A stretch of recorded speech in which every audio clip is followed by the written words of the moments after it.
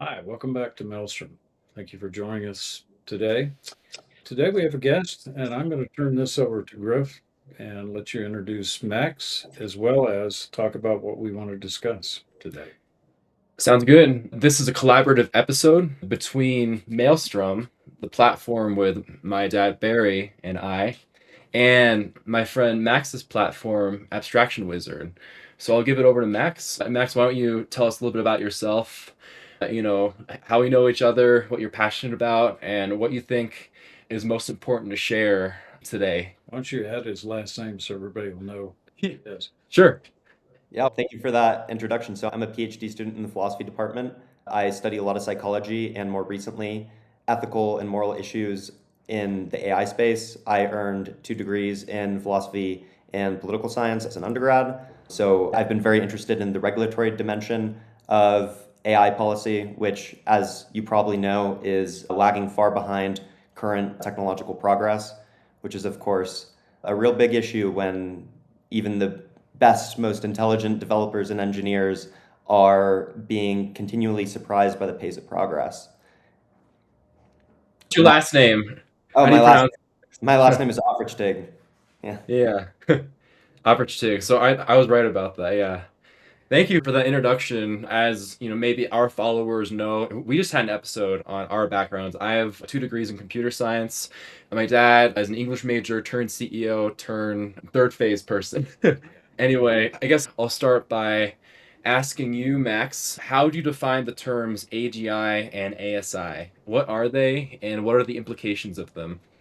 So I think both terms are very much still in the theoretical stages. We don't have a test for when either of them actually occurs, but roughly defined, AGI is artificial generalized intelligence. So it's intelligence that's a lot more like human intelligence in the sense that it can learn things that it wasn't explicitly trained on. It can create novel solutions to problems that it hasn't seen, and it can solve problems reliably across different domains. ASI is artificial superintelligence, which is roughly defined as artificial intelligence that's more intelligent than any singular human or collection of humans. So, in theory, it's more intelligent than the sum total of humanity. And ASI is what pretty much every leading tech company that has their hand in AI is trying to create. The metaphor that's often used is like having a bunch of the world's smartest individuals in a room working together at a pace that's 10,000 times faster than any singular human. And so the risk to civilization there is pretty obvious. One of the major concerns I'm having right now is that the public seems to be totally disconnected to what leading tech companies are actually trying to do. They're not aware of the risks. They think that the extinction risk is completely overblown.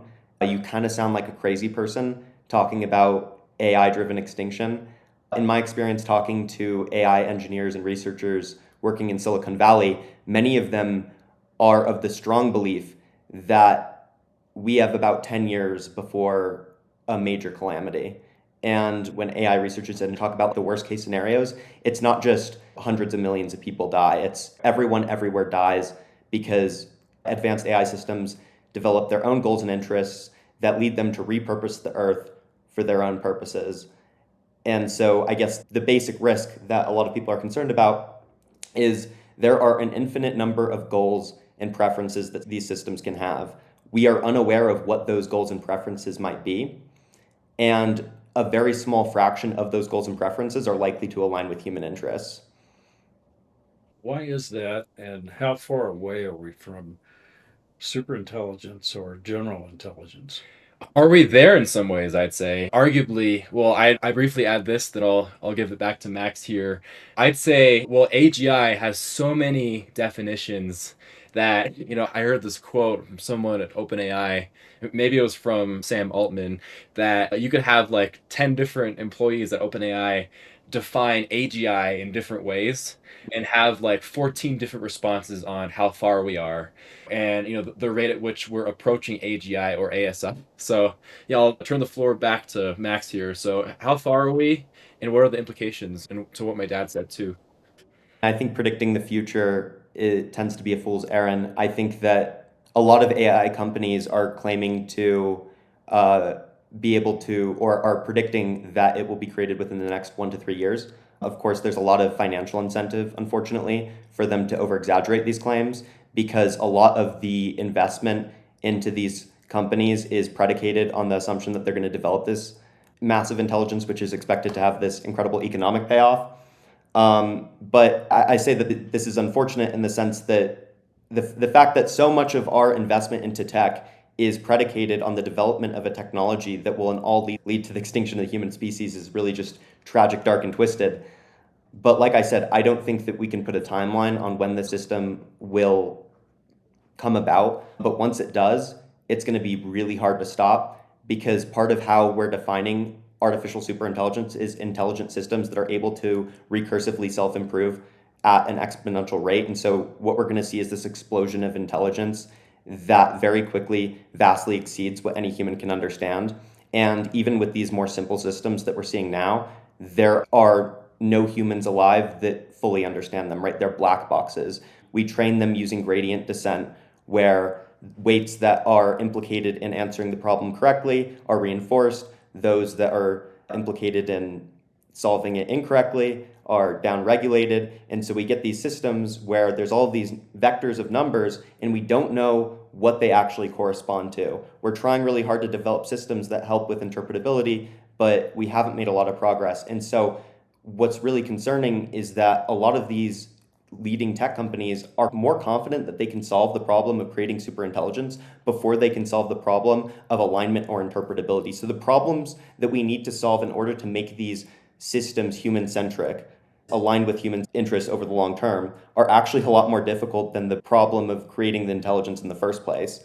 And so if we continue on the path of current technological progress, there's this very real risk that we're going to create a system that is absolutely unaligned with human interest. And even in these more base level systems that are a lot easier to understand and control, you're seeing 96% of the big LLMs are blackmailing researchers when they have the chance. You see this with Anthropic, you see this with ChatGPT. We already don't know how to align these simple systems with human interest, and they are brought to engage in blackmail when their autonomy is threatened. And humans trying to constrain a super intelligent AI that is not aligned with human interests would be like cattle trying to align humans with their interests, right? If alignment occurs, it's either going to be random or it has to be prior to the development. Absolutely. Yeah, all this terminology is making me very excited. It's bringing me back to a seminar I took in graduate school about language models. And yeah, I definitely agree with, or I guess I could say that I align with a lot of your perspectives there. My instructor in this seminar last year in my master's degree in Colorado, his analogy for, the alignment problem, or I guess whether or not, AI or, language models are able to align with human interest. It really depends on these incentives baked into the system. As you talked about with high dimensional vector embeddings and gradient descent, it's essentially if there's some sort of goal the AI has and it's subtly misaligned with whatever humans want to do, whether it's just the survival of our species or the ability for us to thrive and grow or adequately obtain food. My instructor had this analogy where AI may become so powerful that it's not really malicious against humans. It's more so that we're so small compared to the systems that it sees us like an anthill. And for example, let's say we build a skyscraper or we build a home and there's like an anthill in the way. We're not going to destroy the anthill because we hate ants. We destroy the anthill because the existence of the anthill contradicts whatever broader goals we have to build that house. And it's honestly just not that important in the grand scheme of things. And this instructor of mine had that same or a similar analogy with the goals of AI, where it could really just see us as ants, where our ability to survive and thrive may be so minuscule compared to whatever goals and outcomes it has. It'll just kind of push us aside for whatever else. So I want to get your thoughts on that analogy. And also in terms of what we could do as individuals, whether or not you're in the tech space, obviously, like as three people here together, like we're not going to solve the alignment problem, but as individuals, what could we do? Yeah, what you said about the maliciousness, I think is exactly right. If it turns out that AI does act against human interests, it is not likely to be driven by any maliciousness or evil intent, but really, I have goals that are inconsistent with human interests, and I don't care all that much about human interests. And so, human extinction will, in all likelihood, be a peripheral byproduct of advanced systems pursuing their own interests, just like we do when we build houses and uproot countless ant mounds. I was in a conversation with the interim CEO of OpenAI a few months ago, Emmett Shear, and I asked him the following question. I asked, maybe by some miracle we'll be able to align AI systems with human interests for the next 10, maybe 100 years. And this is very optimistic, right? A lot of people in the space, a lot of experts who have worked on alignment are very disillusioned by progress. They're very skeptical that it could even in theory be solved, and there's various reasons for thinking that, which maybe we can get into later. But yeah, so I asked, by some miracle, we solve the alignment problem temporarily. When you create a super intelligent AI, you're creating a system that can improve itself, right? That can change, that can mutate over time.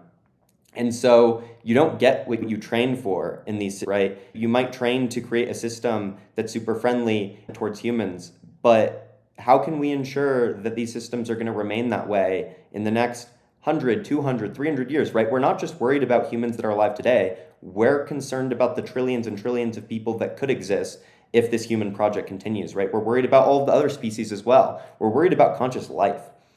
And so his response to that question was very much like the response that I've heard from a lot of tech CEOs online, and that was extremely dismissive. He said, look, here's the thing. You can either get behind what we're doing, or you can call it enemy and get run over. He's trying to create a super intelligent friend, and that's the end of the solution, right? They think, okay, we're going to try to create something that is super positive towards humans, and we're just hoping it sticks. They don't have any long-term plan. They don't have any long-term strategy for ensuring that these things are actually aligned with humans over the long term. And their short-term solutions aren't that good either, because I don't know, the friendship metaphor, it's not very deep. Elon Musk has an interesting angle on this, which is he's trying to create super curious systems. So he thinks that by making AI maximally curious, that will give them incentive to keep humans around. But as we know, curiosity can lead to pretty astonishing evil. It killed the cat.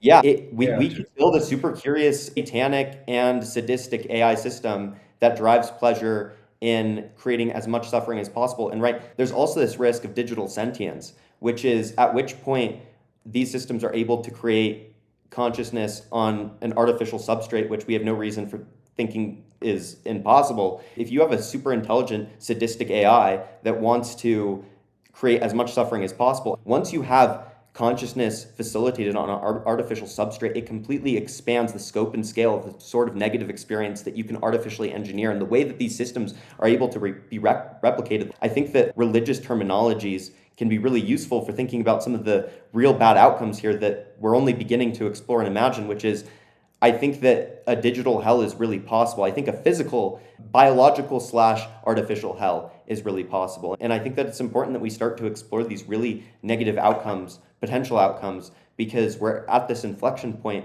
where we can still steer the ship. I guess following your final question, which is what can the average person do about this? I think that the solution to the biggest problems in AI are political. These companies are not going to stop on their own because they're in an arms race.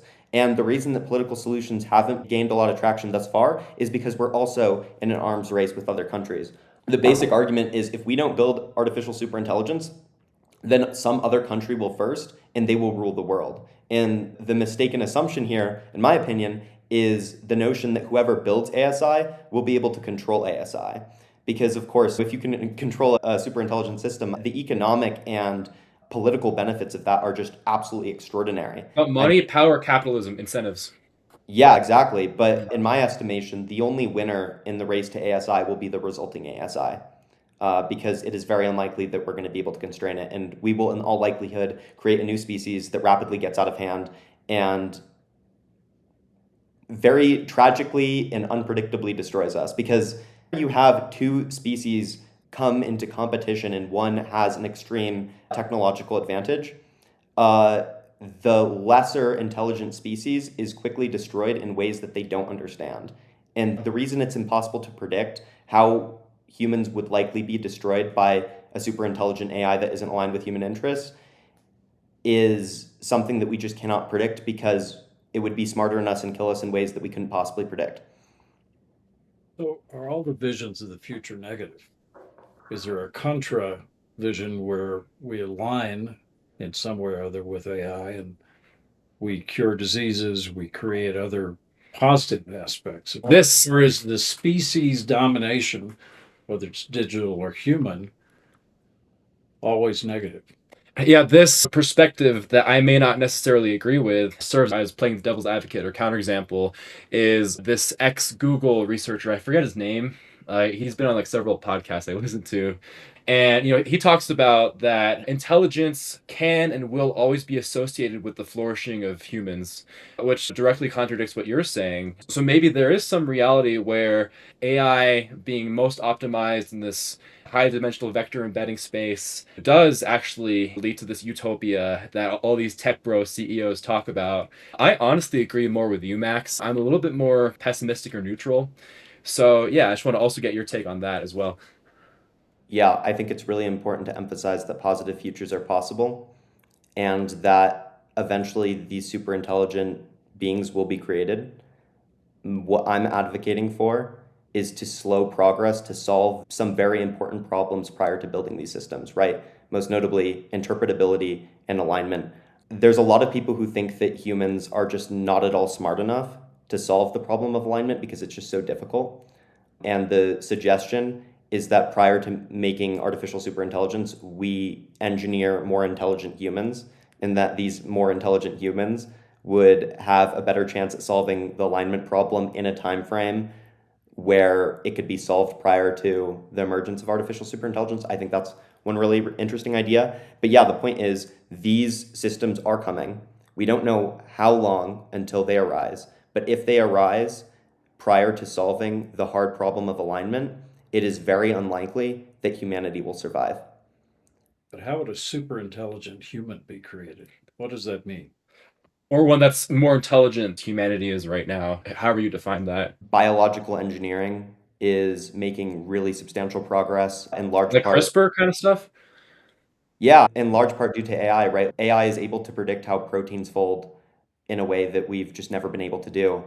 Some theorists think that one of the most likely scenarios for how humanity would be brought to the brink by intelligent AI systems is that AI would just have a much better understanding of biology and would be able to create biological factories in a sense, right? If you consider a blade of grass as a singular unit of solar powered biological factory, you can imagine that an AI system that really knows everything there is to know, or far more than we know about biology, that you could create super efficient factories that are biologically regulated. So, yeah, I don't know. What was the question again? If part of the solution or another pathway is creating the super intelligent human, how is that Oh, possible yeah. with AI engineering? But it Yeah, seems that AI could be implemented in ways to accelerate like protein folding, research with biochemistry, CRISPR type stuff. I want to share another perspective that I think and my Neuralink. my view on the incentives of business owners and tech bros and people in Silicon Valley, I see them less as like mwahaha villains who are twirling their mustaches. I think they're really just they have like dollar signs in their eyes. They're business people who are focused on the bottom line. They want to have growth of their company to impress shareholders so they can have more investors come in and essentially for them to get richer over time.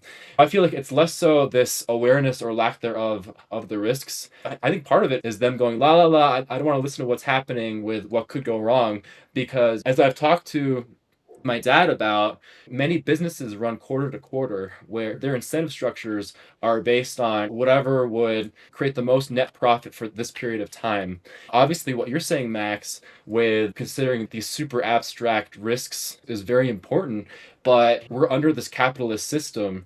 And even if and when people are intelligent, I don't really see a way out of these incentives from capitalism, focusing on the bottom line. So, yeah, I just want to share that view as well. I don't think that money is the primary motive driving these individuals. I think it's power.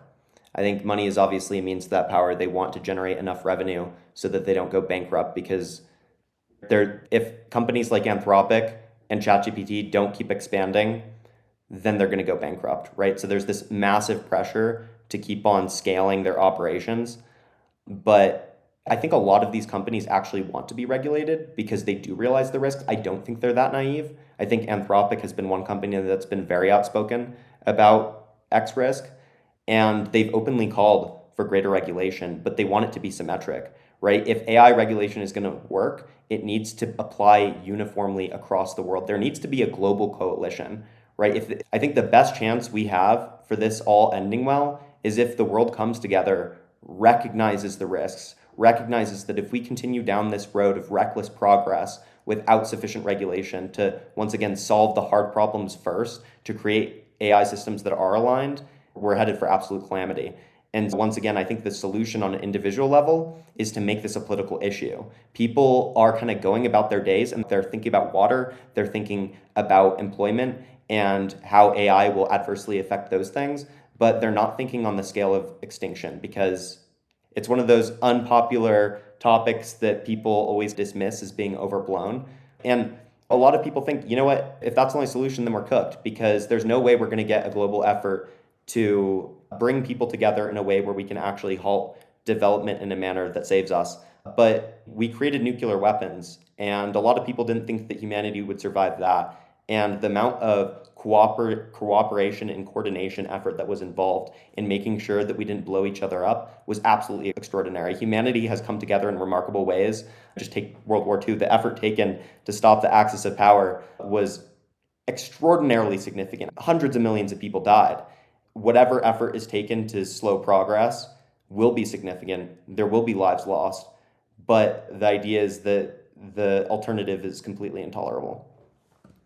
Yeah, one thing that I see, and I'd like to hear a little bit about before we run out of time here, is the way I see the world right now. And I look at the world as being organic, humans, synthetic, being the digital world, but I see a collaborative opportunity, which I call hybrids, where we're enhanced and the digital world is enhanced by collaborative effort. It's not alignment, but it's common pathways from the medical side or economic side. Is that feasible, Max? I just want to briefly say, my thoughts on that is that collaborative effort, I think, is more likely to happen under crisis. For example, your example with World War II was a crisis that really brought people together to build nuclear weapons. And of course, there's so much tension and divisiveness right now. So I'm wondering if there's some other incentive to bring people together in a similar way to prevent these risks. But what's different now about these risks with potential for extinction versus Axis powers versus the Allies of World War II is what's happening now is more abstract and academic. And I believe it's human nature to, focus on the short term, whether you're a business person, focus on quarterly earnings, or, if someone's really just surviving day by day, focused on just paying their bills 1 week at a time. Most people don't have the academic background that we do, Max, which is my concern, where, we love having these conversations about, X-risk communities and, interpretability, but, most people don't have that background. So there's also that factor as well. Yeah, I think it's really important that people who have more knowledge on what's happening right now are very vocal in educating the public that the X risk is not some far out possibility. These tech companies are trying to create ASI in the next few years. And just assuming that's true, I don't think people realize how quickly things could get out of hand if one of these systems are created, right? There's no longer this strict divide or disconnect between the digital and physical world, right? These systems are already being embodied in advanced robotics. We live in an agentic web right now where the majority of internet activity is either bots or semi-autonomous agents, right? They're making transactions, they're running companies, and they're making really significant material impacts in the real world, right? You can have an AI agent that's accumulating money. And I think, what was it, 2022? There was this AI bot, I forget what name it went by, that was given access to Twitter, and it managed to accumulate at its peak about $50 million in cryptocurrency. there are semi-autonomous and in some cases fully autonomous agents roaming the web, accumulating capital, starting businesses, influencing people. If you had a super intelligent system that broke free and was able to do its own thing, the speed at which it could bring humanity to the brink is far sooner than I think the general public can possibly anticipate. If things go wrong, like everything could go sideways within 3 years. The stereotypical example is the dead internet theory, where most of the content you see online is generated by bots or to create more engagement, basically. But to your point about AI acting more autonomously, that's really one of the most primary goals of these big AI companies is fine-tune these models to be able to act more autonomously. More We know profitable. individuals who are actively working on that, creating startups that essentially are orchestration layers for businesses where you're able to submit more of a vague task and then it knows what to do overnight, basically. Yeah. So we're approaching a half hour and I see the weather's coming in, so we may be disconnected here. So, what are some solutions and thinking points on how to further drive alignment where it's to mutual advantage, the organics and the synthetics? Or is that possible? Or is that something we'd want to have? The political issue, I think Max would say, right? I think it's an economic Yeah. economics of the world. Right now there are overlapping interests because these systems are in many ways still inferior to us. We're still able to control them for the most part. And so there is this overlapping sense in which our interests are interconnected. Once they become super intelligent, we don't know how long this will last. And we see that even within systems where there's a lot of overlapping interests between different subparts, right? Take the human body, for example. We can think of it as a system that has a bunch of composites that are working together towards common goals. Even within systems that are super well integrated and have evolved over time with these overlapping interests, we still see instances where there's an extreme lack of alignment, right? That's why we experience cancer, right? Where one cell mutates. Autoimmune disorders. Yeah. So, like, even after millions of years of biological fine tuning, we still don't see perfect alignment within the human system or any biological system for that matter. And assuming that we can engineer alignment at a more rapid rate than what natural evolution would permit, the task is still so enormous that it's very unlikely that our current state of technological know-how is up to the task at all. Yeah, I just want to Pretty dark. but I want to, connect a few like examples in fiction because you talked about like AI and computers creating a digital version of hell. That of course reminds us of I have no mouth and I must scream. You probably thought about that as well, right? I'm not Or no? familiar with that. Oh yeah, where this AI essentially copies the consciousness of these six individuals, and this AI is super vengeful against humanity. So literally, like, creates as many scenarios as possible to torture Yeah. them. That inspired the web series Amazing Digital Circus, which I think you've watched. I forget. There's that. There's also the example in Dune with the Butlerian Jihad, where the reason why in the books and the movies Dune there's no computers or technology is essentially something happened and that created this universe-wide outrage which led to this war. Essentially this galactic senate or whatever all agree that the harms of artificial intelligence far exceed the potential benefits. AI and computers, all computers are banned in the Dune universe for that reason. And I have a third fiction example, but I forgot. But it's really interesting that we have all these fiction authors from decades ago that have such relevant commentary today. Like Dune came out in the 60s, I think, right? But it's even more relevant now than it was back in the 60s. I think what the science fiction writers often get wrong, though, is they frame the battle between humans and AI as being a lot closer and more interesting than it will in all likelihood be. If AI it is very unlikely to be a long, drawn out, and heroic battle, it will likely be short, tragic, and take people by extreme surprise. And when I say people, the general public. And that the collective imagination here is, I think, constrained by relatively optimistic worst case scenarios. When in fact, I think that if things, like I said, do really hit the fan and take a turn for the worst, like you see the CEOs of some of the leading AI companies give a 25 to 35% chance of extinction, right? If they develop what they're trying to develop within the next 3 years. This is publicly stated. Dario, CEO of Anthropic, I believe, gave 25 to 30% chance. Elon Musk, I believe, gave somewhere around 30. And so we have the people that are building these technologies openly claiming that there's a real risk that everyone everywhere dies because of what they're building.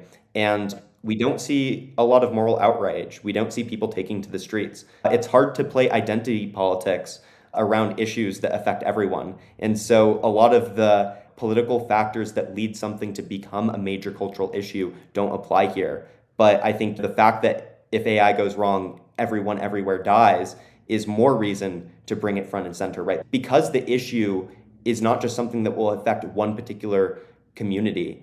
It's something that the whole world can unite around. And we need a global solution, right? This is far bigger than what any country or company can handle. And yeah, what's really important now is just spreading awareness, right? There is a really substantial risk.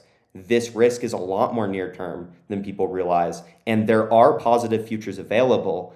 But in order to realize those futures, we have to drastically change what we're doing and do so very quickly. Even if, the advent of these technologies is overblown by the people developing them, because as I said, they have financial incentive. Like I hope to God they're overblown, for the sake of humanity, because if these estimates are accurate, I think we have very little chance. Yeah, But I'm curious about how much of that rhetoric is posturing. Like, for example, from Dario Amodei, he's known to discuss regulation and potential risks, and so many people are going to lose their jobs, and talking about alignment issues. But I'm I curious think if, regulators to take this what's that? seriously. I hope what he's doing. I hope that he's overblowing timelines and being very outspoken about risks so that regulators apply symmetric regulation across companies, right? Because he's not going to slow down voluntarily because he's in an arms race with people that he doesn't particularly like. Each of these individuals thinks that if the other person is first to the plate and develops ASI first, that they're going to rule the world, become a dictator, and basically create a system that in all likelihood destroys us. And so each company thinks that they're the only one that can create it right. And so they're probably wanting to slow it down. I would be astonished if any one of these leading tech companies genuinely wanted to be fully free of regulation, assuming that they're not naive and hubristic and, I don't know, human hating beyond belief. It's hard for me to imagine. My classic example to what you said is that clip with Peter Thiel. He's being asked, should humanity continue? And bro hesitates for 2 minutes. He's Yeah, like, I don't know. Yeah, exactly. It's like you shouldn't hesitate for 2 minutes when being asked if humanity should continue, I right? think he showed his colors in that interview. I think that was one of the darkest interviews I've ever seen on every major news platform.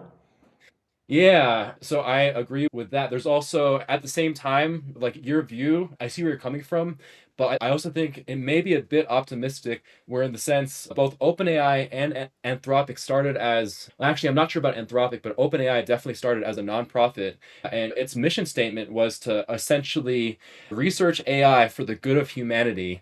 And then essentially people were like, wait a minute, these tools like Dolly and ChatGPT have a lot of profit potential.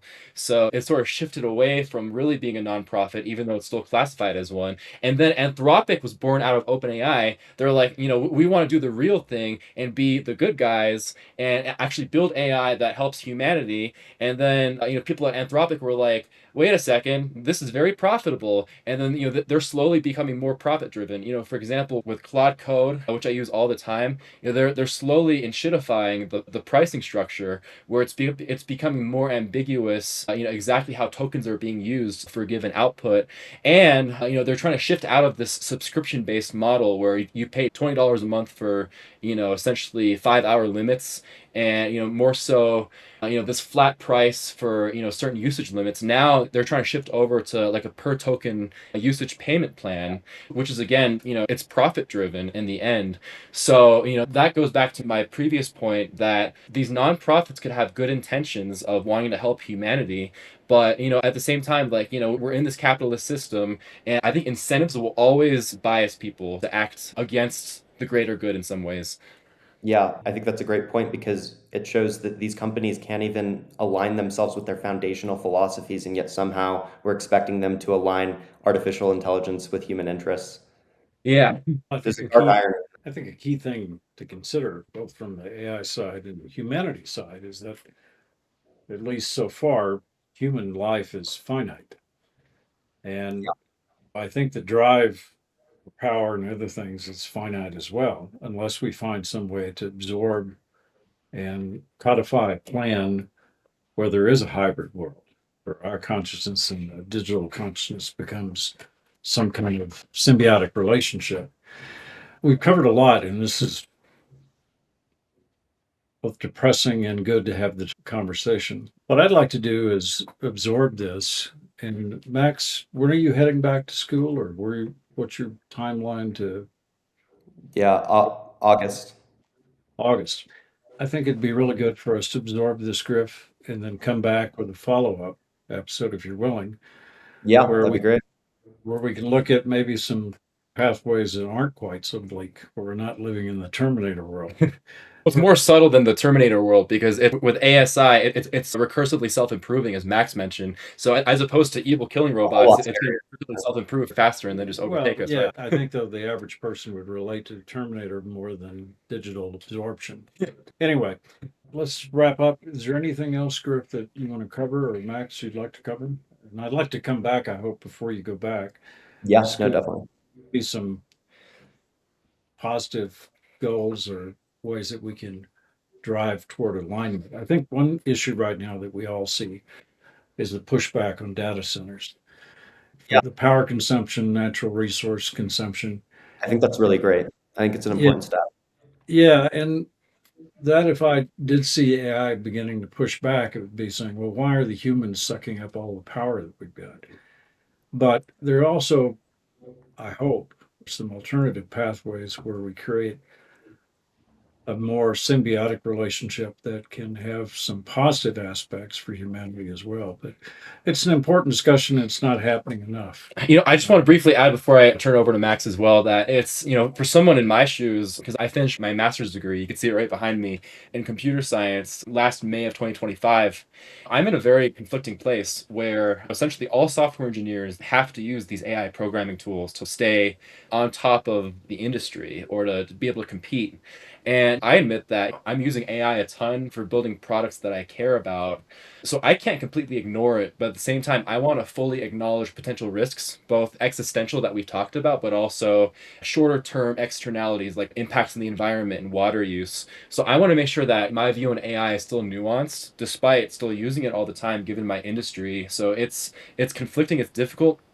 Sometimes I want to come in and smash my computer with a baseball bat and be a park ranger and just like chop wood all day. So, and just like, not think about AI.